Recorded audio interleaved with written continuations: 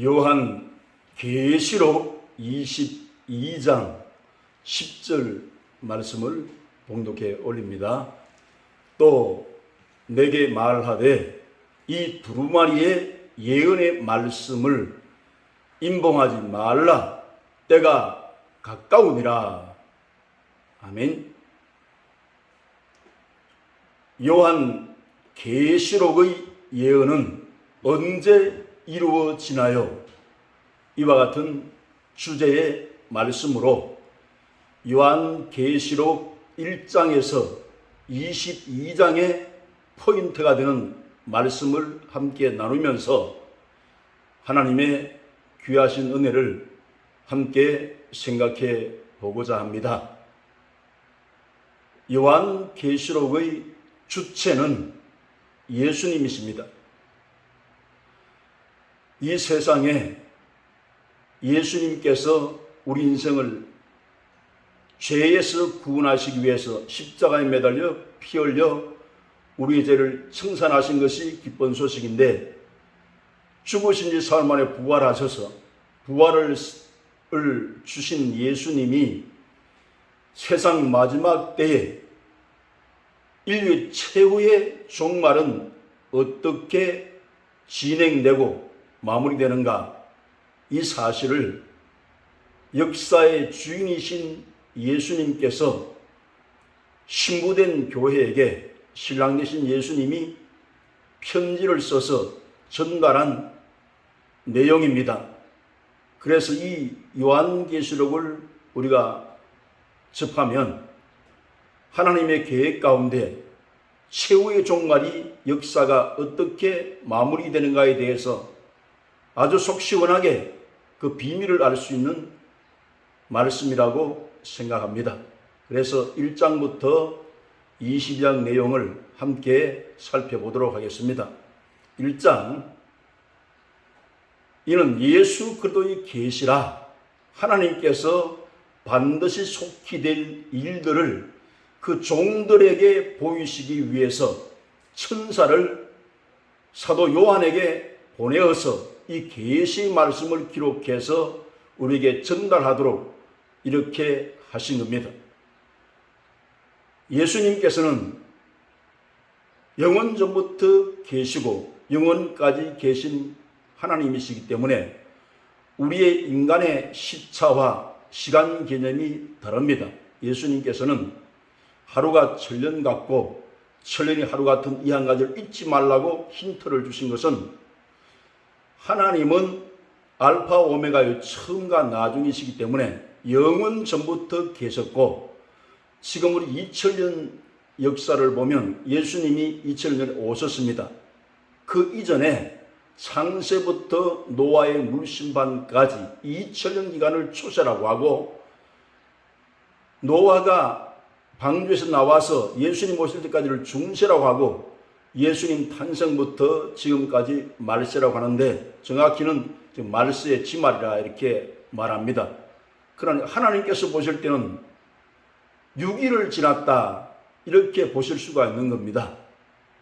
그래서 하나님의 시간 개념에 대해서 우린 영생을 받아 영원 무궁토록, 예수 믿는 사람은 하나님의 자녀가 되어 영생과 부활을 우리가 약속받았기 때문에 영원한 세계 천국에서는 영원을 하나님과 함께하는 약속을 받았습니다. 그 약속을 생각하면서 이 요한계시를 보는 것이 소망적이고 좋다고 생각을 합니다. 하나님께서 이 요한에게 너 이제 보는 것과 이제 있는 일과 장차될 일을 기록하라고 말씀하고 있습니다. 이 예수님은 초림에 오셔서 십자가에 피 흘려 우리의 죄를 대속했기 때문에 그 은혜가 넘쳐나서 요한은 예수님의 평강 은혜가 함께 하기를 간절히 기원하는 그 마음으로 이 편지를 쓰게 되어집니다. 그래 예수님께서 하신 그 말씀을 기억하면서 요한은 반드시 예수님은 구름을 타고 오시리라, 다시 오실 예수님에 대한 약속을 떠올리게 합니다. 이것은 아주 진실한 하나님과의 약속입니다. 1장에 나타난 그 말씀은 예수님의 재림인데 지상 재림을 말씀하고 있습니다. 성경에는 예수님이 다시 오심에 대해서 공중 재림과 지상 재림을 두 가지를 말씀하고 있는데 1장에는 공중 재림이 아니라 지상 재림을 말씀하고 있습니다. 이 요한은 예수의 환난과 참음에 동참하는 자라 이렇게 말씀하시면서 쓸쓸한 이 밤모섬의 주의 날에 성령의 깊은 감동을 받으면서 예수님의 메시지를 받게 되어집니다. 등 뒤에서 큰 나팔 소리 같은 음성이 들려서 뒤를 돌이킬 때에 7 금촛대를 보게 되어지는데 그 촛대 사이에 인자 같은 이가 발에 끌리는 옷을 입고 머리에 틀에 희기는 흰 양털 같고 눈 같으며 그 입에서는 좌우에 날선 금이 나오고 그 음성은 많은 물소리와 같다고 했습니다. 그 발은 풀무에 단련한 빛난 주석 같고 그 가슴에는 금띠를 띠고 있었으며 그 오른손에는 7 별이 있는데 그 별은 7 교회의 사자라고 말씀하고 있습니다. 이 전체의 예수님의 모습을 보면 다시 오시는 예수님은 우리를 구원하러 오신 예수님이 아니라 심판의 주로 오신다는 것을 말씀하고 있는 겁니다. 그 발은 풀무에 단련한 빛난 주석과 같다고 표현한 것은 심판의 주의 모습을 거기에서 나타내고 있는 것입니다. 그래서 이 요한이 90이 넘은 나이였지만은 그 발 앞에 두려워서 엎드려 있었는데 예수님께서 가까이 오셔서 그 머리에 손을 얹고 두려워하지 말아라. 나는 처음이요 나중이다. 전에 죽었었노라. 이제 세세토록 살아있어서 사망과 음부의 권세를 가졌다 그랬습니다. 그래서 예수님께서 7 별의 비밀과 7 교회에 대해서 말씀하면서 이렇게 말씀합니다. 7 별은 7 교회의 사자요 7 촛대는 7 교회니라. 너 보는 것을 책에 쓰라 그랬습니다. 이제 네가 본 것과 이제 있는 이 일과 장차 될 일을 기록하라고 말씀하십니다. 지금 본 것은 1장에 나타난 예수님의 모습을 본 것이고 그 다음엔 2장과 3장에는 교회는 지금 이제 있는 일입니다. 2000년 기독교 역사 가운데 교회가 존재하고 있는데 이 교회의 모습을 이제 있는 일이라고 표현을 하셨고 4장부터 22장까지는 이 중요한 내용은 이렇게 이해를 하는 것이 좋습니다. 이 일은 지구촌에 아직 일어나지 않았지만 부른 장래에 일어날 일들을 기록하면서 하나님이 마지막 때까지 역사의 주인이 어떻게 이 세상을 주관하고 계신가 그 비밀한 일들을 개봉해서 우리에게 알려주므로 세상 역사는 이렇게 마무리되어지는구나. 이 궁금증을 완전히 해결할 수 있는 주옥 같은 말씀입니다. 그러면 이게 2장에 들어가서 보면 2장에는 7 교회를 말씀하고 있습니다. 그 첫째가 에베소 교회인데 1장에 나타날 때에 하나님께 7 별을 붙잡고 7 금촛대 사이에 다니신 하나님으로 나타났습니다. 예수는 7 별을 붙잡았다는 것은 그 오른손에 7 별을 붙잡았으니까 주의 사자를 하나님의 오른손에 올려놓고 존귀하고 귀하게 교회를 세워서 말씀을 선포하기 위해서 하나님 말씀을 대언함으로 양떼들이 주의 종도를 통해서 은혜를 받고 하나님의 의도를 깨닫고 생명을 얻게 하고 풍성을 얻게 하는 그와 같은 위대한 지도자로서 세워서 질서정연하게 먼저 하나님의 종인 주의 사자에게 말씀을 알게 해주시고 그 다음에 양떼들에게 전달해 주는 이런 역할을 하도록 교회를 그렇게 승리해 가신다는 것을 깨달을 수 있게 하신 것입니다. 그리고 성령의 교회들이 하시는 말씀을 들을지니라 하면서 7교회 동일하게 이렇게 말씀한 것이 있고, 이기는 자들에게는 7개 똑같이 이기는 자들에게는 이렇게 말씀을 하고 있습니다. 우리는 성령을 통해서 말씀으로 무장하고 성령의 능력과 은혜와 생명이 임하면 세상의 어떤 힘도 성령의 능력을 감당하지 못하기 때문에 세상이 이길 수 없는 신앙인으로 이끌어가기를 원하시기 때문에 이 교회를 통해서 하나님 은혜를 주실 것을 약속한 것인데, 에베소 교회의 유형은 형식은 남아있지만 제일 처음에 예수님을 믿을 때 있는 그 처음 사랑을 버렸다는 것을 말씀하는데, 이 편지의 내용을 보면 첫째는 칭찬을 하고 있습니다. 그래서 네 인내와 수고와 하는 일들에 대해서 하나님은 또렷하게 기억하셔서 그 신앙생활의 모습을 칭찬합니다. 악한 자들을 용납지도 아니하고 자칭 사도라 하지만은 그 거짓된 것 드러낸 것도 인정을 합니다. 그래서 첫 번째는 칭찬이요, 그 다음에는 권면입니다. 처음 사랑을 회복해라. 그래서 처음 사랑은 무엇을 말합니까? 예수님을 구주로 믿을 때 우리는 감격했어요. 어떻게 하나님이 우리 아버지가 되셨는가? 나는 영원토록 그의 아들 자녀가 되어서 거듭난 것에 대해서 감격이 있고, 희망 없이 살다가 부활의 소망이 있고 영원 세계가 있다는 것을 알고 하나님 안에서 소망을 가졌습니다.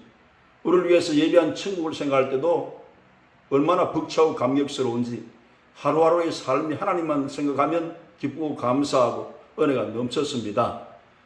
그리고 신앙생활도 아주 순수하게 예수님을 사랑하기 때문에 교회에 와서 예배도 하고 헌금도 하고 시간도 드리고 예수님에서 기도도 하고 이렇게 했었는데, 어느 순간에 그 감격이 다 사라져 버렸으니 예수님은 회개를 촉구합니다. 그렇지 않으면 네 촛대를 옮기리라 하신 것은 엄한 하나님 말씀인데, 그래서 예수님인 사람은 회개를 사랑해야 될 것을 말씀하고 있습니다.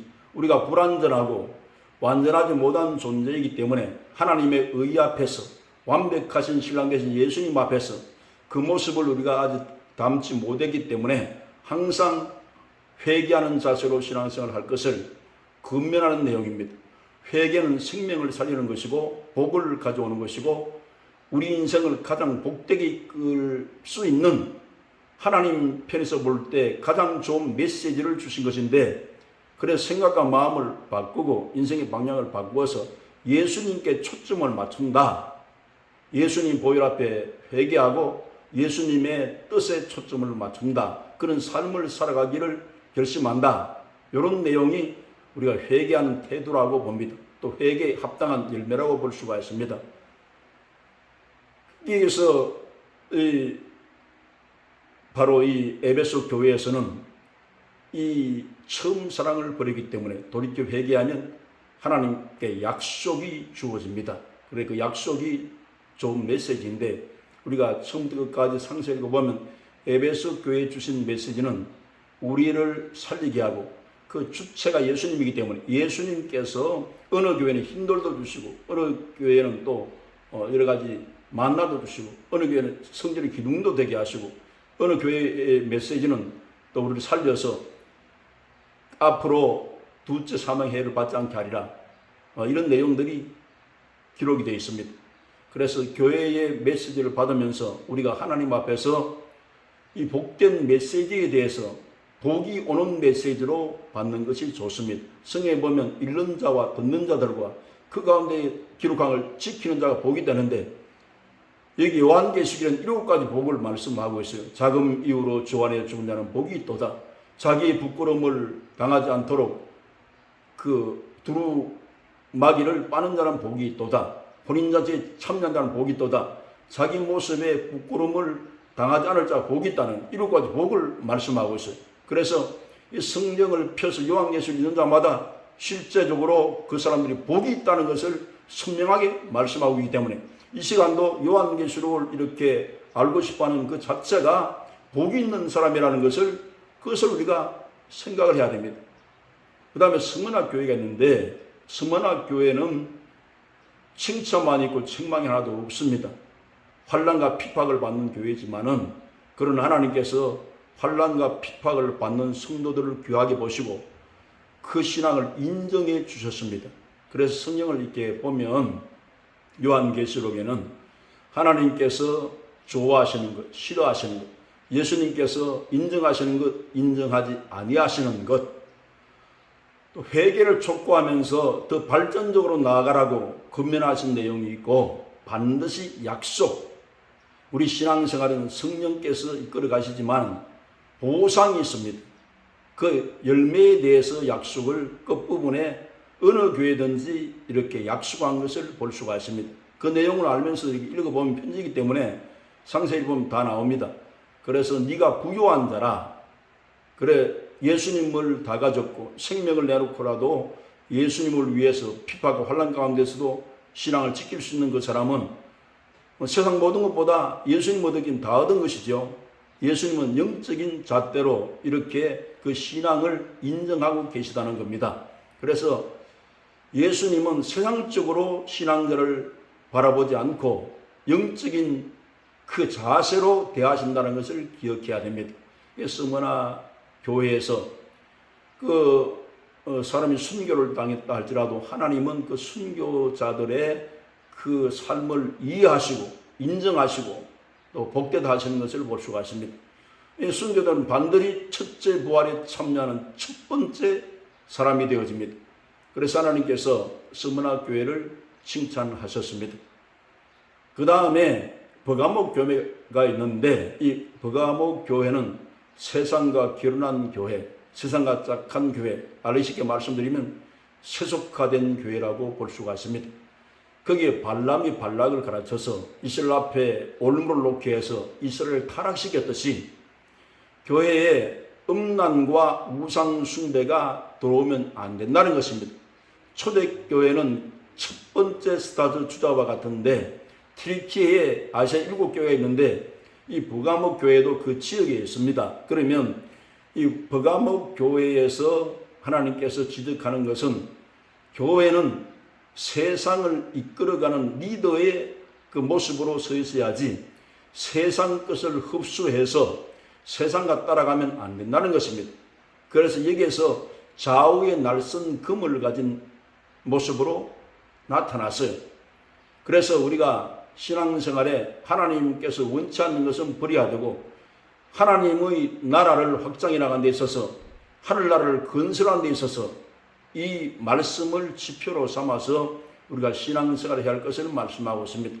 그 시대와는 지금은 다른 시대에 살지만은 음악을 통해서 또 서적을 통해서 여러 가지 문화 콘텐츠를 통해서 세속의 물결이 교회에 들어오면 이건 하늘나라를 보여주는 것보다 세상적인 것에 흡수되어 있기 때문에 이것을 우리가 민감하게 캐치를 해서 하늘나라의 복음으로 세상을 바꾸고 가는 이와 같은 모습이 되어야 할 것을 이 버가목 교회를 통해서 말씀하고 있습니다. 그 다음에 두아디라 이 교회는 거짓 선지자의 지배를 받는 교회입니다. 여기도 니콜라당의 행위를 지적을 했는데 헬라 철학을 받아들여서 예수님 보혈로 십자가 보혈로 씻으면 그만이다. 죄를 지어도 상관이 없다. 이렇게 가르치는 무리들이 있었는데 결국은 이것은 성경이 가르침이 아닙니다. 죄를 짓게 되면 예수님은 그 말씀 속에서 예수님 다 십자가에 못 박는 일을 한다고 말씀했기 때문에 그래서 우리가 경계할 것은 경계를 해야 되고 여기에 이세벨의 교훈을 쫓는 자가 있다는 겁니다. 이세벨 하게 되면 구약 성경에 아합 왕 시대 때 아세라 목상을 섬기고 또 뭘 했습니까? 바알신을 섬겨서 하나님의 진노를 사게 되어지는데 교회가 이렇게 우상 숭배나 탐욕에 빠져서는 안 된다는 것을 말씀하고 있습니다. 그래서 거짓 선자의 너무 지배를 받다 보면 신앙이 타락하게 되어지는데 그 중에서도 하나님은 흰옷을 입고 그 신앙생활을 하듯이 십자가별로 씻음을 받아 온전한 신앙생활을 할 사람도 있다는 것을 그것을 우리가 알 수 있도록 말씀하셨습니다. 그 다음 사대교회가 있는데, 이 사대교회가 이제 흰옷 입은 자들이 있죠. 사대교회는 살았다는 이름과 저는 죽은 교회입니다. 그 내용적으로 볼 때 하나님의 관계 속에서, 이건 내용적으로 볼 때 하나님의 관계도 올바르지 못하고, 또 영적으로 볼 때 산교회가 아니라는 겁니다. 예수님 믿으면 찬양도 살아나고, 기도도 살아나고, 예배도 살아나고, 전도도 살아나고, 우리가 최고의 가치관을 예수님께 두어야 하는데, 이 모든 영적 상태가 죽어 있는 모습으로 나타났지만, 그 중에서도 흰옷을 입고 다니는 사람들이 있다는 것은 이렇게 거짓 선자의 지배를 받지만은 그 중에서 전체 공동체 전체가 썩고 병든 건 아니고, 그 중에서도 하나님을 중심으로 해서 살아가는 그런 성도가 있다는 겁니다. 이들은 합당한 자의 연고라 주님과 동행한다고 말씀했어요. 만왕의 왕과 성령님의 은혜가 그 사람과 동행한다는 것을 말씀했기 때문에, 하나님은 이렇게 불꽃 같은 눈으로 우리 신앙을 통찰하고 계신다는 겁니다. 그래서 우리는 희망을 잃지 말아야 할 것은, 어떤 처소에서 하나님을 섬기든지 하나님 나 개인 한 사람을 주의 있게 보신다는 것을 생각하고 희망을 갖고 신앙에 우리가 도전적인 마음으로 하나님을 사랑하고 끝까지 최후 승리가 이루어질 때까지 신앙생활을 해야 할 것입니다. 그 다음 빌라델피아 교회는 적은 능력을 가지고도 칭찬받는 교회인데, 선교하는 교회, 전도하는 교회였습니다. 때를 얻든지 못 얻든지 복음 열정을 가지고 예수님의 피해와 복음을 담대히 증거를 해서 생명을 살리는 일에 전념을 다한 것입니다. 교회 역할 가운데 가장 중요한 것이 영혼을 주께로 인도해서 구원하는 일과 그리스도의 형상을 닮아가는 영적 성장과 제자 삼는 일인데, 이 일을 게을리하지 않았기 때문에 하나님의 그 성전의 기둥이 될 것을 약속을 하게 됩니다. 그래서 이 요한계시록을 우리가 분석해 볼 때에 칭찬이 있고 권면이 있고 회개가 있고 약속이 있는 것이 이 전체의 내용입니다. 빌라델피아의 교회와 같이 우리가 하나님 앞에 책망받을 일이 없이, 빌라델피아의 교회는 책망받는 일이 하나도 없습니다. 우리가 성령을 쫓아 행하고 예수님이 가장 기뻐하는 것을 한두 가지라도 열심히 하면 하나님께서는 책망하지 않으신다는 것을 우리가 볼 수 있게 되어집니다. 모든 마음을 쏟아 복음 전도의 일에 열심히 하는 교회들을 하나님께서 특별히 사랑하신다는 것을, 메시지를 우리에게 들려주고 계십니다. 라오디게의 교회는 미온한 신앙을 가진 교회의 모습인데 칭찬 하나도 없습니다. 모두가 책망밖에 없습니다. 여기 보면 너희 신앙을 미온해서 뜨겁지도 않고 차갑지도 않도다 내가 입에서 너를 토하게 내치리라, 이렇게 예수님 말씀합니다. 예수님의 공의의 사랑은 뜨겁고 찹니다. 예수님께서 십자가에 올라가셔서 그 피를 쏟고 자기 몸을 어린 양의 제물로 내어준 이 사랑은 뜨거운 사랑이고, 마지막 때 악인을 심판하고 앞으로 이 세상을, 죄인들을 심판하는 것은 공의의 사랑의 모습을 보여준 것인데, 그래서 예수님을 바로 깨닫고 너희 눈먼 것과 가련한 것과 벌거벗은 것과 공고한 것과 그 수치를 가리우라고 말씀을 했는데, 영안의 눈을 떠서 자기 자신의 모습을 잘 볼 수 있으면 이 사람은 부유한 사람이 되는 거죠.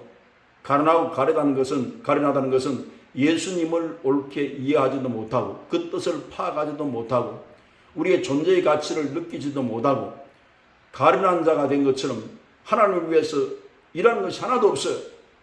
그러면 벌거벗은 모습이 되어지는 것이고 가난한 자가 되는 것이지만, 예수님으로 충만하고 예수님의 사상과 그의 믿음과 성령의 인도 쫓아서 예수님을 중심으로 살면 가난하고 여기에 곤고하고 또 그 부끄러운 것을 드러내지 않는 그러한 우리 신앙 모습을 가질 수 있기 때문에, 이 교회 전체를 통해서 말씀하는 거지만 우리 개인 신앙생활에 다시 한번 도전을 주는 것인데, 예수님 메시지가 그겁니다. 내가 사랑하는 자를 책망하여 징계하노니 회개하라 열심을 내라 그랬습니다. 이 말씀 보면 사랑하기 때문에 간섭하신다는 겁니다. 하나님은 간섭하시는 하나님입니다. 우리를 사랑하기 때문에 사랑하는 자에게 징계하는 것도 사생자는 징계함이 없다 말씀이기 때문에 예수님 극진히 사랑함으로 간섭이 있다는 겁니다. 이걸 우리가 복된 메시지로 생각하고 우리가 잘못된 길을 갈 때, 어그러치는 길을 갈 때 바른 길을 잡아줄 수 있는 지도자라면 이건 최고의 지도자입니다.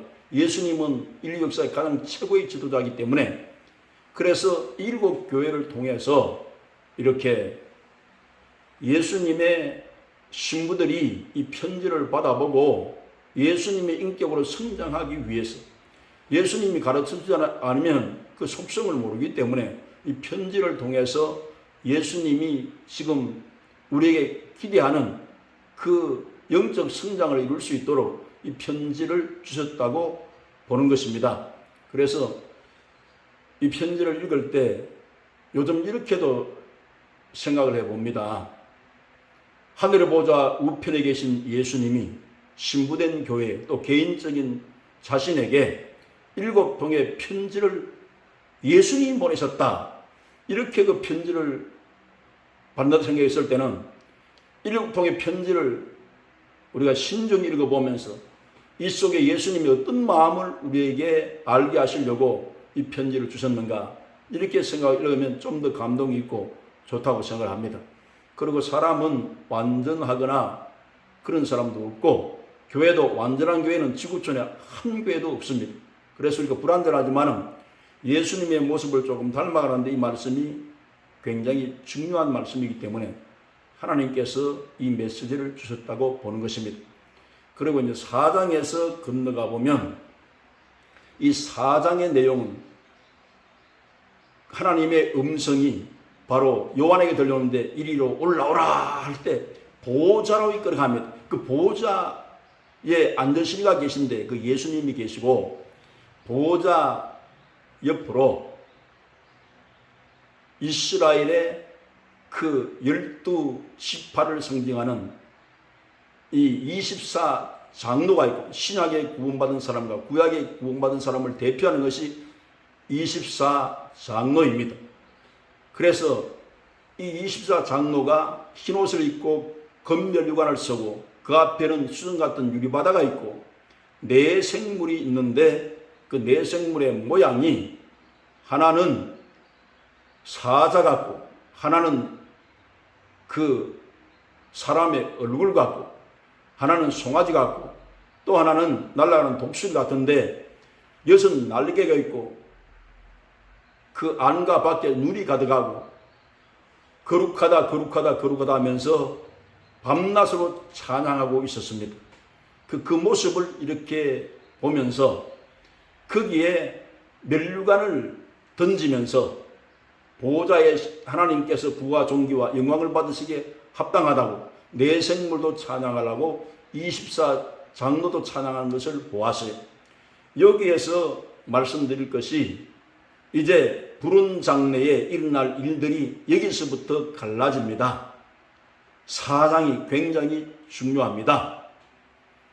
여기에 공중 재림에서 들려 올라갈 사람이 있고 땅에 처져 남아서 환난과 재앙과 심판에 들어갈 사람들이 있다는 것을 성경이 말씀하기 때문에 인간의 말을 전할 것이 아니라 여기 성경 말씀을 우리가 주목하면서 말씀의 귀를 기울여 봐야 되겠습니다. 그래서 여기서 공중 재림에 대해서 말씀을 살펴보려고 합니다. 사도행전 1장 10절로 11절 말씀에 보면 예수님께서 성천하신 모습을 기록했습니다.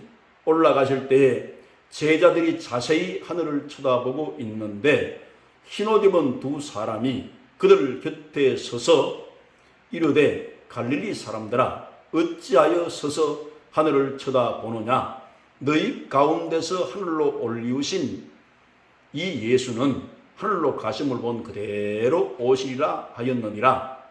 그러면 예수님께서 성천에 올라가실 때 가시는 그대로 다시 오실 것을 재림을 약속을 했습니다. 그래서 공중 재림에 대해서 데살로니가전서 4장 16절 17절 말씀에 주께서 호령과 천사장의 소리와 하나님의 나팔로 친히 하늘로부터 강림하시리니 그리스도 안에서 죽은 자들이 먼저 일어나고 그 후에 우리 살아남은 자들도 그들과 함께 구름 속으로 끌어올려 공중에서 주를 영접하게 하시리니 그리하여 우리가 항상 주와 함께 있으리라. 그러므로 이러한 말로 서로 위로하라. 이렇게 말씀을 했습니다.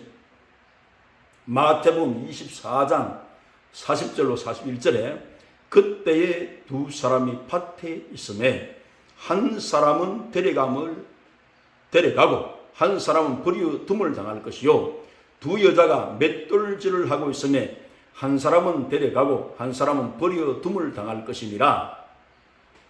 갑자기 구별됐다고 말입니다. 이 공중재림이 있다는 것입니다. 마태복음 24장 21절로 22절에는 앞으로 우리가 환란에 떨어지고 재앙을 받으면서 교회가 끝까지 이 지상에 남아있느냐, 하늘에 들려 올라가느냐, 이 숙제에 대해서 예수님이 친히 말씀하신 내용입니다.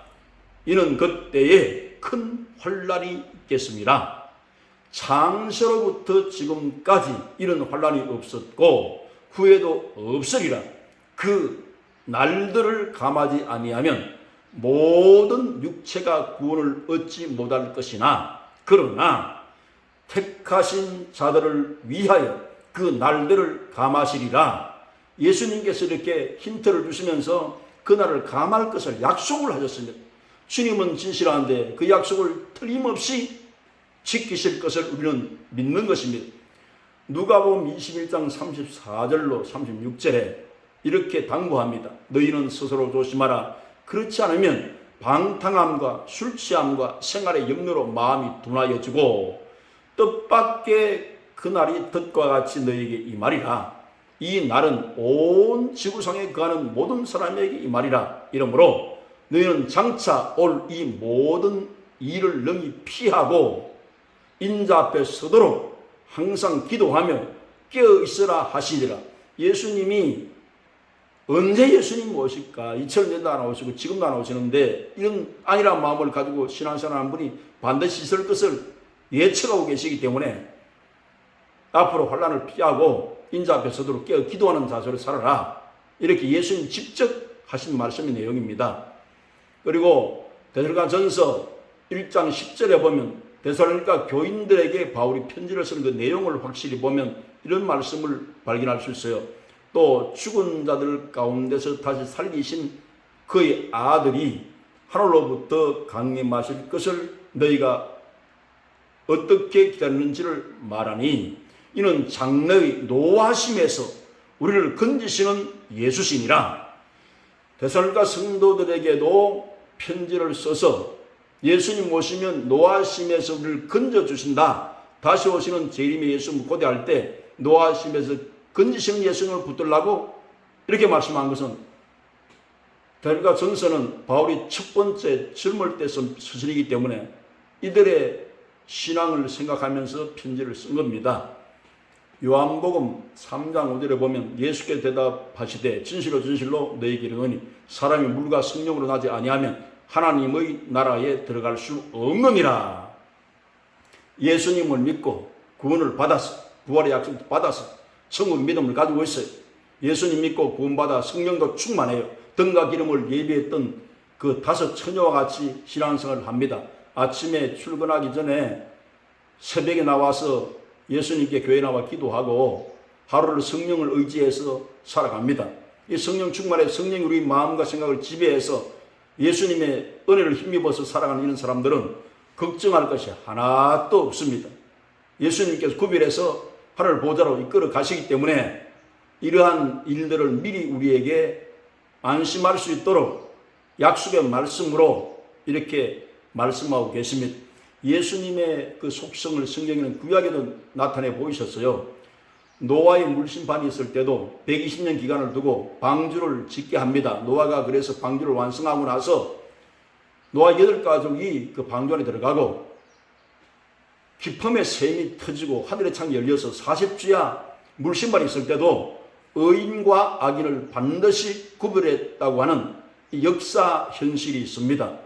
롯의 시대에도 소돔과 고모라 땅이 불과 영으로 멸할 때에 그때도 롯의 가정을 아브라함이 기도를 듣고 구출을 하고 그 다음에 유황과 불을 비같이 내렸다고 말씀한 것도 이것이 성경에 기록한 바가 있고, 이스라엘 민족이 출애굽을 할 때 바로 왕권 밑에서 신음하다가 10가지 장을 애굽에 내리게, 그리고 이스라엘 민족은 어린 양의 피를 바른 그 백성들은 장자를 치는 재앙에서 넘게 하시고 또 출애굽을 시켜서 홍해를 건너 광야로 나오는 과정에서 한 사람도 다치지 않고 이스라엘 백성과 애굽을 구별한 것은 악인과 의인을 구별해서 대우하신다는 겁니다. 그래서 앞으로 이 다가오는 재앙과 심판 뉘앙스를 보면 알 수 있어요.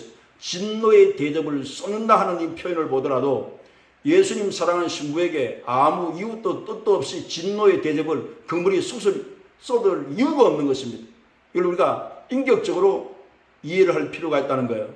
그래서 이 4장의 내용은 그와 같은 내용이고, 그 다음에 여기 5장에 보면 7인을 봉인한 두루마기를 펼치는데 보좌에 앉으신 예수님께서 그런 인봉한 책을 펴거나 보거나 할 적당한 사람이 없었기 때문에 힘센 천사가 누가 이 일을 떼기 합당하냐 했을 때 장로 한 분이 나오셔가지고 그렇게 이 두루마기를 떼기에 합당한 자는 다윗의 뿌리, 그 하나님이신 예수님이 이 몸을 떼기에 합당하다고 이렇게 말을 합니다. 예수님은 이미 십자가의 죽음을 통해서 우리를 죄와 사망에서 해방하시고 그리고 부활하시기 때문에 그 인봉을 떼는 합당한 자가 나타나자는 겁니다. 그래서 이 인봉한 것을 떼면 앞으로의 이제는 심판과 재앙이 쏟아지는 그 내용을 말씀하고 있는 겁니다. 5장에는 이와 같은 예시를 보여주고 계십니다.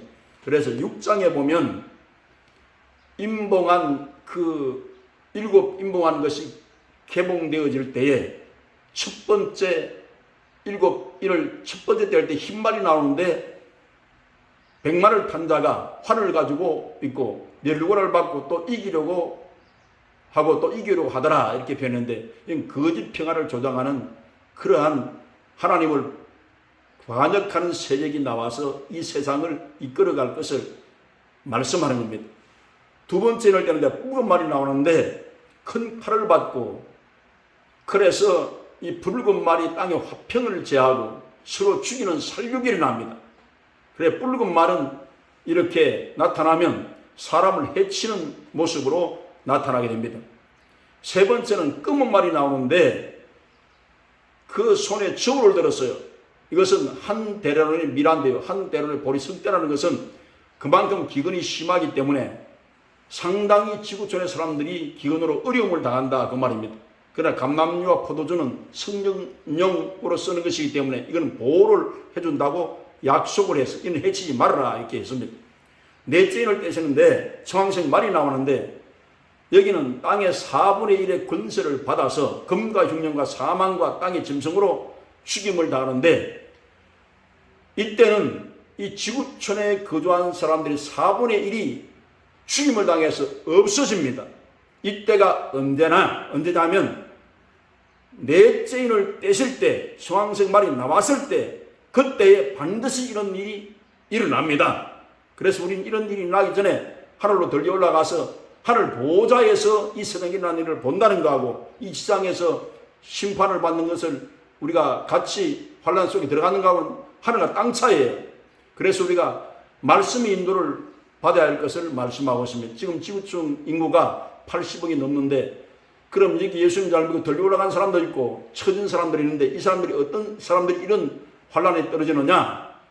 지금 예수님을 열심히 전도를 해요. 그럼 반응들이 예수님 믿고 구원받는 사람도 있지만 지금은 아직은 아니야. 앞으로 믿을지 모르지만 이런 마음의 태도를 가진 사람들이 땅에 쳐집니다. 그럼 여기에 요한계시록 4장에서 22장까지는 교회란 말이 하나도 안 나옵니다. 성도란 말은 몇 군데 나오는데 이 사람들은 이 지구촌에 구원받지 못한 사람들과 유대인 성도들을 말하는 것입니다. 첫 번째 이 편지를 받을 교회들의 멤버들과 유대인을 향해서 이 요한계시록을 먼저는 기록을 합니다. 그리고 이제 예수 믿는 사람 모든 사람들이 아브라함의 후손이기 때문에 다 전달되겠지만 2000년 전에는 그러한 뉘앙스로 기록을 했기 때문에 그래서 4분의 1이 지구촌의 사람들이 환란 때 죽임을 당하는 요때가 청황성 말이 나와서 활동할 때다. 이렇게 보면 되는 것입니다. 다섯 번째 인을 떼는데 순교자가 부르짖습니다. 환란 가운데 구원을 받았기 때문에 천지의 대주제이신 하나님이시여 우리의 피를 신원하여 주시기까지를 언제까지 하시나이까. 이렇게 해서 순교자들이 제단 앞에 나와서 부르짖어요. 그런데 흰 두루마기를 주면서 너희 친구의 수가 차기까지 참으라는 것은 아직까지 환란 가운데 죽임을 당해서 순교할 사람들이 남아있다는 겁니다. 그때까지 참으라고 이렇게 말한 것을 볼 수가 있어요.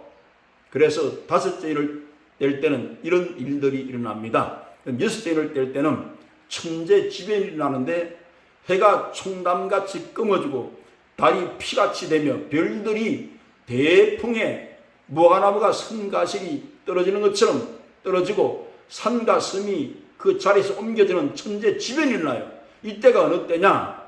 여섯인을 떼실 때 자연에 이런 천재지변이 일어나는 걸 성경이 기록하고 있다는 말입니다. 그래서 왕족들과 장군들과 부자들과 강한 자들과 모든 종들과 자유인이 굴과 산바의 틈에 숨어서 보호자의 어린 양이 진노의 소리를 가리우라. 진노의 날이 임하였다. 이렇게 말합니다. 그럼 우리 예수님 믿고 예수님 없이는 죽고 못 사는 그런 사람들이 예수님 사는데 이런 진노의 이게 인을 뗄 때에 이런 일을 당할 이유가 없는 것 아닙니까? 우리가 굴과 불하고 여기 산바의 틈에 숨어서 하나님 진노의 가유라고 이렇게 우리가 출근을 하다가 이런 일을 맞이할 일이 없다고 말이에요. 7장에는 천사가 내 모퉁이에 바람을 붙잡고 땅에 바다에 그 나무에 바람을 불지 못하게 합니다. 그러면서 유대인 14만 4천에게 인을 치는데 여기는 유대인들이 하나님 계획 가운데 첫 번째 예루살렘에 2000년 전에 성령의 불이 떨어져서 120명을 중심으로 해서 복음 증거의 첫 번째 주자로 삼으셨고 그들이 예수님을 만왕의 왕으로 영접하지 않고 예수님을 알아보지 못했기 때문에 마지막 혼란 가운데 여기에 이제 7장의 그 내용은 혼란 가운데 유대인에게 인을 칩니다. 이들은 유대인입니다. 유다 지파 가운데 1만 2천 명, 르우벤, 갓, 아셀, 납달리, 므낫세, 시몬, 레위 지파, 이사갈 지파, 스불론 지파, 요셉 지파, 베냐민 지파 이렇게 해서 12지파 그러니까 14만 4천인은 이 마지막 때에 혼란 가운데 복음을 전하는 사람들인데 이들의 복음 전도를 듣고 능히 셀 수 없는 무리가 구원을 받아요. 흰옷을 입고 종려가들을 들고 승리를 찬양하는데 구원하심이 보호자 있는 어린 양이 있다며 찬양을 하면서 이렇게 승리의 계가를 부릅니다. 이들은 혼란 가운데 소수의 무리가 아니라 셀 수 없는 무리라고 했어요. 유대의 전도를 듣고 그 중에서 많은 사람이 구원을 받습니다. 이들이 요한복음 14장에 보면 시온산이 있어요. 이들이 찬양을 하는데 모세의 노래와 어린 양을 찬양합니다. 이 모세와 노래와 어린 양의 찬양은 유대인 아니고서는 배우어서 부를 수가 없어요. 이런 큰 환난 가운데 나오는 사람들인데 어린 양의 피에 다 이게 씻어서 깨끗하게 된 사람이라고 말씀을 하고 있어요. 그래 보좌에 앉아서 어린 양을 찬양하고 찬송과 영광과 존귀와 권능이 모두가 하나님께 세도록 또 다하고 찬양을 하고 있습니다. 그래서 7장 15절 말씀을 주의 깊게 보셔야 합니다. 이 유대인 전도를 받아가지고 혼란 가운데 구원받은 사람들은 어떻게 되는가? 7장 15절 그러므로 그들이 하나님의 보좌 앞에 있고 또 그의 성전에서 밤낮 하나님을 섬김에 보좌에 앉으신 이가 그들 위에 장막을 치시리니 그들이 다시는 줄이지도 아니하며 목마르지도 아니하고 해나 아무 뜨거운 기운에 상하지도 아니하리니 이는 보좌에 계신 어린 양이 그들의 목자가 되사 생명유성으로 인도하시고 하나님께서 그들의 눈에서 모두 눈물을 씻어 주실 것임이니라. 새하늘 새 땅에는 성전이 없다고 말씀합니다. 예수님이 성전이라고 말씀하셨고 여기에는 보좌 앞에 성전이 있는데 밤낮으로 하나님을 섬겨 이들은 또 장막을 따로 쳐주십니다. 그리고 이들은 신부가 되어서 예수님을 신랑으로 부르지 못하고 목자가 되어서 생명수 샘으로 인도해. 우리는 새하늘 새 땅에는 생명수의 강이 흐른데서 그 강의 물을 보고 마시게 되어지는데 하나님께서 그들의 눈에서 눈물을 씻을 것입니다. 얼마나 고통과 환난 가운데서 구원을 받았으면 이렇게 대우하시겠습니까? 그러니까 구원을 받았다 할지라도 이렇게 새하늘 새 땅에 들어가지 못하고 다른 처소에서 산다는 것은 예수님께서 온 편지인데 이 말씀이 예수님이 어떻게 거짓말을 하십니까? 성경에 기록된 말씀에 이렇게 대우하신다고 성경에 밝혀놓았기 때문에 이건 하나님의 말씀이고 하나님의 약속입니다. 이렇게 믿게 되시기를 바랍니다. 8장에 보면 7 천사가 7 나팔을 부는데 그 기도의 향연이 하늘로부터 올라가요. 기도의 향연이 올라가면서 기도를 통해서 앞으로 하나님께서 계획을 진행하십니다. 제단에 불을 담아서 그것을 땅에 쏟았는데 우리와 음성과 번개와 지진이 나면서 새로운 세계가 펼쳐집니다. 이것이 나팔 지향입니다. 첫째 나팔을 부르는데 피 섞인 우박과 불이 땅에 쏟아지는데 땅 3분의 1, 수목의 3분의 1, 푸른 풀의 3분의 1 이것이 다 피가 되었다 그랬습니다.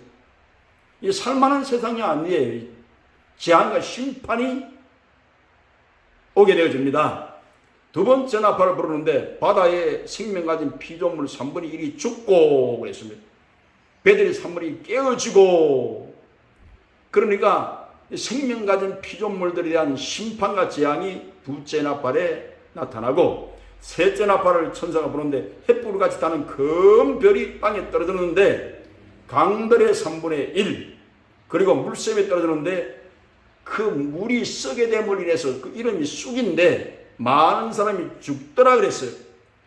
이 넷째 나팔은 수많은 사람이 죽습니다. 그걸 말씀하고 있습니다.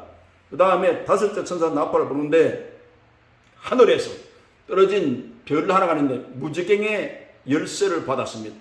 무지갱을 이렇게 열었는데 풀무의 연기가 자욱히 올라가면서 온 세상이 어두워져요. 그랬는데 이 황충이 나오는데 권세를 받아서 하나님의 인침을 받지 못한 사람들을 해하게 합니다.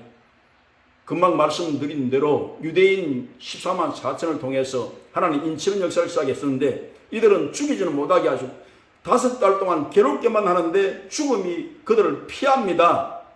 이 황충들의 모양을 말씀했는데 말들 갖고 머리에 금멸류관을 쓰고 사람의 얼굴 같은데 여자의 머리털 같은 것도 있습니다. 이빨은 사자 이빨 같은데 호심경이 있고 날개 소리가 요란스럽게 나면서 정글 같은 꼬리로서 그 쏘는 살이 있기 때문에 그걸로 사람을 해치는데 사람이 아파서 견딜 수가 없는 그러한 나팔 재앙이 있습니다. 그래서 이들을 무지갱의 사자라 히브리 말로 아바돈이요 헬라 말로 아블론이라 이렇게 기록이 되어 있습니다. 성경에. 여섯째 천사가 나팔을 부는데 이 때는 연월일시에 언제인지 모르지만은 사람 3분의 1을 죽이기로 준비된 자들인데 마병대의 수가 2만만인데 이건 2억이라는 숫자입니다. 말들과 그 탄자를 요한이 봤는데 불빛과 자줏빛과 유황빛이 있고 호심경이 있고 그 머리는 사자 같고 그 입에서 불과 연기와 유황이 확 터져나오면서 사람 3분의 1이 죽임을 당합니다. 이때가 어느 때냐? 요때가 이루어지거든. 여섯째 천사가 나팔을 불 때인 줄 알아라. 요 메시지를 주시기 위해서 예수님이 똑똑하게 이 말씀을 성경 기록해서 예수님의 신부된 교회에게 이 비밀을 알려주셨다 그 말입니다. 그런데 이들이 귀신과 은금, 동, 목석, 우상에 절하고 살인과 복수, 음행과 도둑질을 회개치 아니하더라 그랬습니다. 이 회개도 지금은 성령이 역사에서 회개를 도와주기 때문에 가능한데, 성령이 떠나고 교회도 덜 올라가고 이들이 자연의 어떤 압력을 가할지라도 이들이 회개할 줄을 모르고 더 마음이 강팍해진 것을 볼 수가 있습니다. 이 인류 역사가 마지막은 이렇게 진행되어진다는 거예요. 그 다음에 10장에 가면 천사와 작은 책의 비밀을 말씀하고 있는데 10절에 이렇게 했어요. 내가 보니 10장에 힘센 다른 천사가 구름을 입고 하늘에서 내려오는데 그 머리 위에 무지개가 있고 그 얼굴은 해 같고 그 발은 불기둥 같은데 그 손에 펴놓은 작은 두루마리를 들고 오른 발은 바다를 밟고 왼발은 땅을 밟고 사자의 부르짖는 같이 큰 소리로 외칠 때 7우레가 바르는데 요한에게 7 우레의 비밀을 인봉하고 기록하지 말라고 이렇게 부탁을 합니다. 근데 여기에서 그 두루마리를 가진 이 천사가 있는데 요한이 그 두루마기를 달라 앉아 이 두루마기를 먹으라 그랬습니다. 그 두루마기를 먹었는데 입에는 꿀같이 달지만 하나님 말씀이기 때문에 배엔 쓰게 되더라. 앞으로 진행되는 심판과 재앙을 생각하니까 너무나 끔찍한 그 심판을 보기 때문에 그래서 이런 표현을 성경에 쓰고 있다고 보는 것입니다.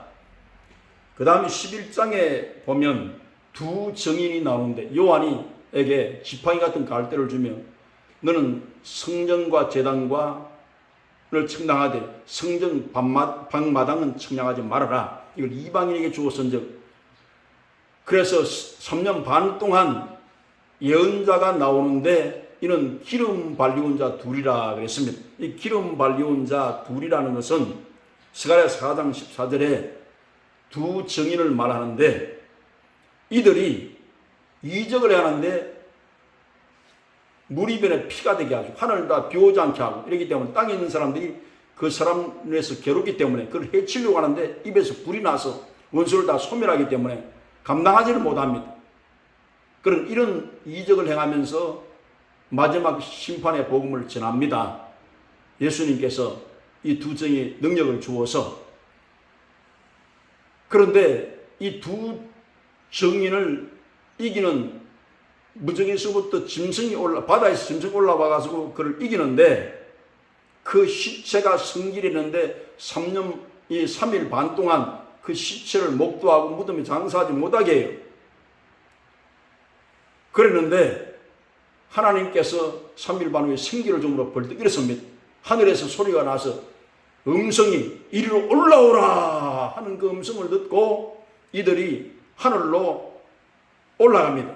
그 광경을 보게 되어지는데 많은 사람이 두려워하면서 그 즉시로 성 10분의 1이 큰 지진으로 요동하면서 무너져요. 그리고 지진에 죽은 사람이 7,000명인데 요 뉴스를 볼 때 이때는 두 증인이 활동할 때입니다. 그래서 아직까지 두 증인이 나오지 않았음을 보는 것은 성경 요한계시록 1장부터 끝장까지 쭉 읽어보세요. 그러면 하나님의 말씀을 통해서 이 두 증인은 어느 때에 나온다. 이 증은 어떻게 행하고 7,000명이 죽는 이 사건이 일어나야 이때가 도래했다는 것을 확실히 성경에는 증거하고 있다. 그 말씀입니다. 12장에는 여자와 용에 대한 이야기인데 이스라엘의 운명을 말합니다. 앞으로 심판과 재앙이 있을 때 이스라엘 민족은 어떻게 되어지는가. 그래서 거기에 해입은 여자가 나오고 그 발 아래는 달이 있고 그 머리는 12별의 면류관을 썼더라 그랬습니다.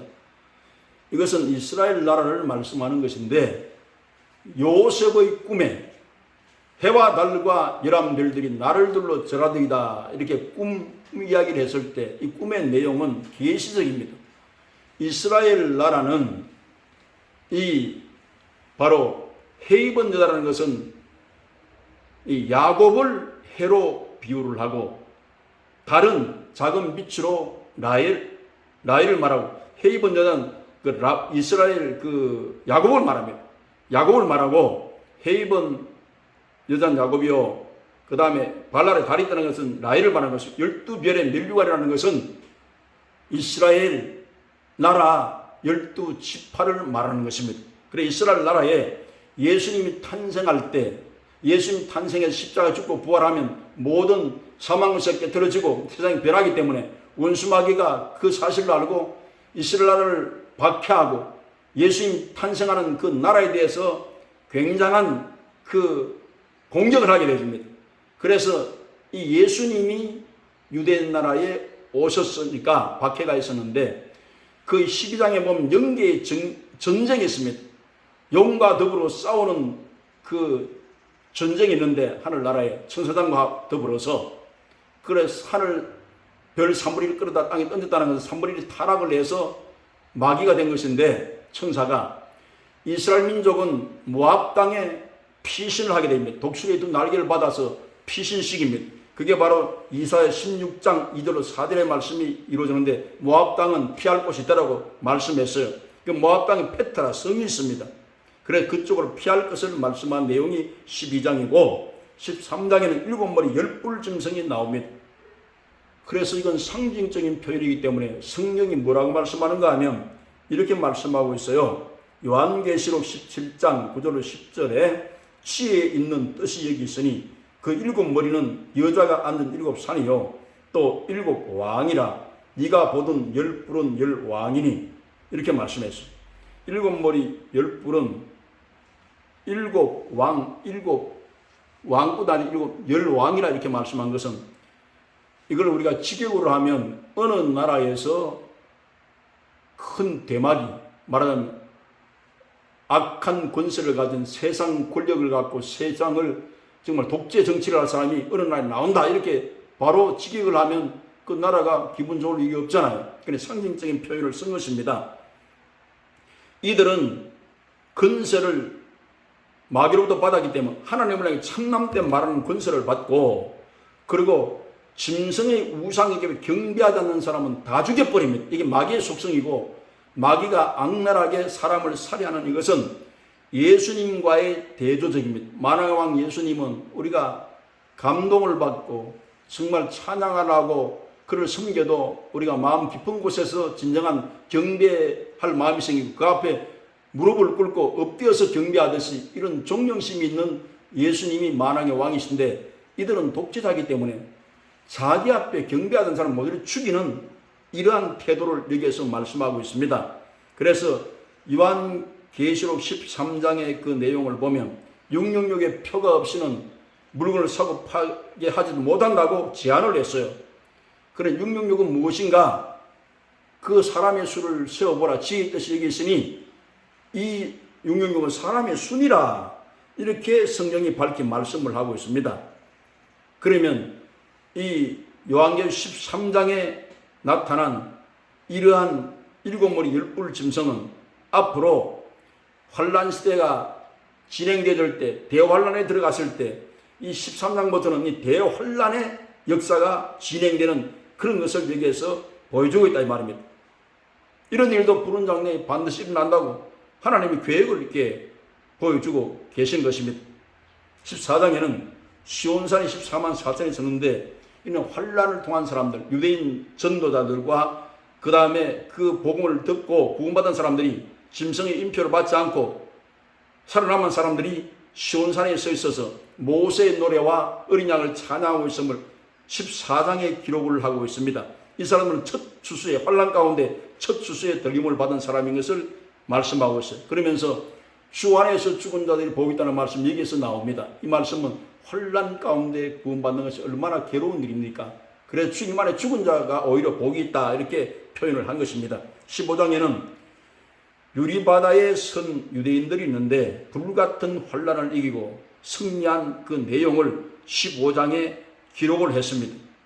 그래서 환란 가운데 소수의 무리가 구원받을 사람이 있다는 것을 성경이 기록하고 있습니다. 16장은 7 천사의 마지막 나팔 대접인데 이거는 어마어마한 재앙이기 때문에 눈 뜨고 감히 볼 수 없는 그런 재앙이 임합니다. 첫째 대접을 땅에 쏟았는데 짐승의 인표받은 사람들, 우상에 경배한 자들에게 독한 종기가 나서 괴로워 견딜 수가 없어요. 두 번째 대접을 바다에 쏟았는데 온 바다가 다 피가 되어 버렸기 때문에 모든 생물이 다 죽습니다. 이게 지구촌 최고의 종말이 이렇습니다. 이거 환경운동을 하고 이렇게 하더라도 마지막 때는 하나님의 섭리의 손길 가운데 다 이렇게 재앙으로 하나님께서 대한다는 것을 성경이 말씀하고 있습니다. 세 번째 대접을 강과 물섬에 쏟았는데 다 피가 되어서 이렇게 피가 있어요. 이거 왜 그랬느냐? 요한계시록 18장 20절에 예수님이 그 속마음을 이렇게 말씀합니다. 하늘과 성도들과 사도들아 선지자들아 그로 말미암아 즐거워하라. 하나님이 너희를 위하여 그에게 심판을 행하셨음이라 하더라. 선지자들에게 피를 흘리고 성도들에게 순교를 시켰기 때문에 하나님이 이를 갚아주신다 그 말이에요. 그 말씀을 기록을 하고 있는 겁니다. 그래서 이게 넷째 대접을 쏘는데 해가 침을 받아 사람을 불러 태웁니다. 그러면서 막 비방을 하고 하나님을 인해서 비방을 하는 내용이 있는데 회개치 아니합니다. 대접을 쏟을 때 짐승의 왕자에 쏟았는데 어두워지고 아픔과 종기로 인해서 혀를 깨물었다 그랬어요. 얼마나 종기가 심하면 혀를 깨물어서 이렇게 고통을 표현하고 있습니다. 여섯째 대접을 유프라다 강에 쏟았는데 강물이 마르면서 여기가 이제 우주전쟁, 꼭 치러야 하는 전쟁인데 지금도 인공위성이 발달하고 이런 시대에 우리가 사는데 주님 오시리가 가까웠다는 것을 우리가 직감하게 되어집니다. 하늘의 천사들과 함께 우리 예수님 믿는 사람들이 지상 재림을 할 때 우주인이 나타났다 해서 우주 전쟁을 벌이는 겁니다. 그래서 예수님 권세가 인간의 힘으로 감당을 못하지요. 그래서 유브라데 강물이 말면 동방의 왕들이 모이는데 그거 다 멸하게 되어집니다. 그래서 이렇게 인류 역사가 이렇게 종지부를 찍게 되어지는데 그래서 예수님이 지상에 강림할 것을 여기 스가랴 14장 4절 5절에 보면 감람산의 첫 발을 디디고 모든 주의 성도와 함께 임할 것을 말씀하면서 여기에서부터 이제는 원수 마귀를 7년 동안 가둬버리고 천년 시대가 예수님과 더불어 왕노하는 시대가 이제 앞으로 도래합니다. 그래서 예수님과 더불어 심판하는 권세를 받아가지고 이 지상을 다스리면서 예수님 믿고 첫 부활에 참여한 사람들이 그렇게 하고 여기에 육의 선민들을 다스리는데 이 지구촌에 또 사람들이 가득하게 되어집니다. 부활하는 사람들은 시집가고 장가가지 않지만 그러나 천년 찬 후에는 반드시 노예게 되어 있습니다. 그래 곡과 마곡의 싸움을 붙여서 마귀 따라갈 사람, 하나님 따라갈 사람을 구별해서 이제 이렇게 딱 이 시점이 끝나면 백보좌라는 흰 보좌로 다니면서 예수님을 구주로 믿고 죄심을 받아 이미 심판을 예수님 대신 받아서 구원함을 받은 사람들은 예배가 되겠지만 믿지 아니하는 사람, 흉악한 자들, 살인자들, 가늠하는 자들, 거짓말하는 자들 이 모든 사람들이 심판 부활을 받을 때 생명책의 기록이 없는 것을 다 이걸 알려주고 행위대로 심판을 받는데 예수님 보를 씻은 것이 없습니다. 그래서 다 죄심을 받지 못한 것을 확인해주고 그 행위에 따라 심판을 받는데 불과 요한부터는 못으로 던져지는데 이것이 둘째 사망 곧 불못이라 했기 때문에 예수님 믿지 않은 사람의 최후의 말로가 하나님은 말씀하시기를 이렇게 역사가 마무리되어진다는 것을 성경이 밝혀놓았습니다. 그래서 이제 일곱째 천사가 나팔을 불 때는 큰 우레소리를 나면서 큰 지진이 일어나요. 인류 역사 가운데 이런 지진이 없다는 겁니다. 얼마 전에도 우리가 2만이 죽은 중국 지진을 우리는 기억합니다. 그런데 이것은 게임이 안 된다는 거예요. 엄청난 지진이 발생을 해서 그렇게 이 땅을 흔드는데 중수가 한 달란트 되는 100건짜리 우박이 사람들 머리 위에 떨어진다는 거예요. 이게 어느 때인가 일곱째 대접을 쏟을 바로 그때에 이런 일이 이 지구촌에 일어난다는 것을 성경이 이렇게 밝혀주고 있습니다. 그럼으로써 여기 이제 17장에 들어가면 큰 음녀의 심판, 큰 음녀는 한마디로 요약하면 이방 종교를 다 심판해 버립니다. 영광을 받으실 분은 예수님이고 천지의 주자도 예수님이요 창조자도 예수님이요 우리를 구원하신 주도 예수님이기 때문에 예수님 외에 다른 신을 섬겼던 모든 큰 음녀의 세력은 다 심판을 받고 이방 종교는 이렇게 심판을 받습니다. 우리의 구원자는 유일하신 예수님 한 분밖에 없다는 것을 여기에 증명하게 되어지고 심판을 받게 된다는 것을 성경이 기록을 하고 있어요. 18장엔 바벨론의 심판인데 바벨론이라는 것은 하나님을 거역하는 큰 성을 말하는 하나님을 거역하는 제국 하나님을 거역하는 문화와 문명 이 모든 것은 하나님께 다 아무리 화려해도 다 쓸어버린다는 거예요. 이게 심판의 주로 나타나신 예수님 모습을 여기서 보게 되어집니다. 우리는 새하늘과 새 땅에 들어갑니다.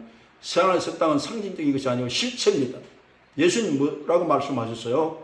내가 너희를 위해서 거처를 예비하러 가노니 가면 거처를 예비하면 다시 와서 너희를 내게로 영접하여 나 있는 곳에 있게 하리라. 이렇게 요한복음 14장에 말씀을 했는데 사도 요한에게는 성령으로 그를 이끌려가게 해서 이 새하늘 새 땅의 네모가 반듯합니다.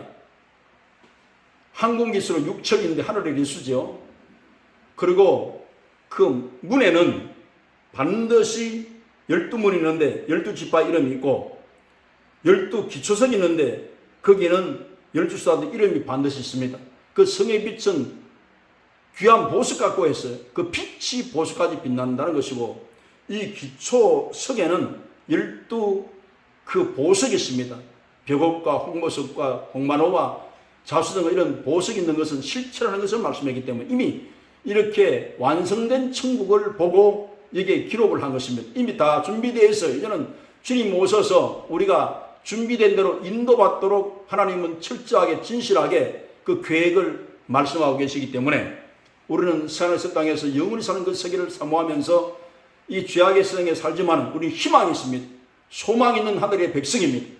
그래서 우리 신앙생활 할 때 여러 가지 힘든 일, 이해 안 되는 일, 고통스러운 일이 있을 때마다 이 요한계시록을 보면서 우리가 힘을 얻어야 할 것입니다. 제 성경을 몇 구절 읽고 설교를 마무리하도록 하겠습니다. 이 요한계시록에 보면 22장 12절 이렇게 말씀해요. 보라 내가 속히 오리니 내가 줄 상이 내게 있어 각 사람에게 그가 행한 대로 갚아주리라. 우리 신앙생활은 헛된 것이 하나도 없습니다. 믿음이 없이는 기쁘시기 못하느니 주님 앞에 나간 사람들은 하나님 살아계신 것도 믿어야 되고 상주신이심을 믿어야 된다고 하신 말씀대로 절대로 헛것이 없다는 행한 대로 보응해 주시기 때문에 예수님 위해서 고통을 당했으면 고통을 보응하실 것이고 고난받았으면 영광으로 채워주실 것이고 예수님 위해서 우리 인간이 흡의한 인생의 시간이 없다는 겁니다. 다 예수님께서 보응하리라고 보상의 약속을 한 말씀을 굳게 잡으셔야 할 것입니다. 그리고 여기에 예수님께서 당부하신 말씀이 있어요. 22장 18절로 19절에 내가 이 두루마리의 예언의 말씀을 듣는 모든 사람에게 증언하노니 만일 누구든지 이것들 외에 더하면 하나님이 이 두루마리에 기록된 재앙들을 그에게 더할 것이요 만일 누구든지 이 두루마리의 예언의 말씀에서 제하여 버리면 하나님이 이 두루마리에 기록된 생명나무와 및 거룩한 성의 참여함을 제하여 버리시리라. 이것을 증언하신 이가 이르시되 내가 진실로 속히 오리라 하시거늘 아멘. 주 예수여 오시옵소서. 주 예수의 은혜가 모든 자들에게 있을지어다. 아멘. 우리는 이 요한계시록을 살펴보면서 예수님 오시면 들려서 하늘 보좌로 올라가서 혼인잔치에 들어가서 19장의 말씀대로 혼인잔치가 있기 때문에 의의 세마포를 입고 예수님과 더불어서 영생을 함께하는 복된 하나님의 은혜와 복의 역사가 오늘 복음을 듣는 모든 분들에게 넘쳐나게 되시기를 주 예수님의 이름으로 축원합니다.